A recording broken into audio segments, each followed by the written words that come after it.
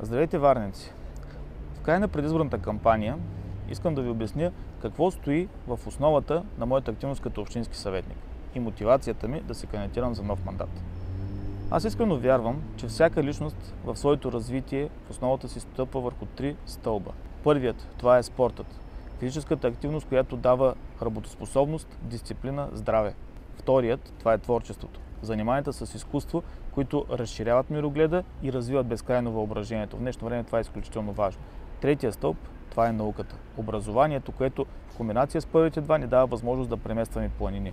Аз искрено вярвам, че всеки варненец от най-малкото дете през юношите, младежите, ветераните трябва да има възможност за максимално улеснен пешеходен достъп до такива пространства, където да практикува любимите му дейности, които го правят щастлив. И именно щастливите хора са тези, които могат да изградят едно успешно общество. Щастливите варненци са тези, които могат да върнат титлата на Варна морска столица на България и също така перлата на Черно море.